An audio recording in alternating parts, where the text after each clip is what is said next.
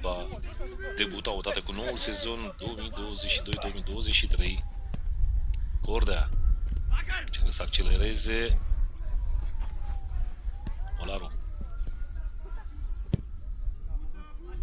mută inteligent jocul pe partea stângă, foarte bună pasa pentru Sorin Șerban. Sorin Șerban, incursiune pe partea stângă, centrare în care în fața porții și este gol! Minutul 18, foarte bună această acțiune a FCSB-ului și iată, din minutul 18, formația lui Toni Petrea conduce cu 1-0. Centrare excelentă a lui Șerban, dar totul a plecat de la acea schimbare de direcție a lui Darius Olaru.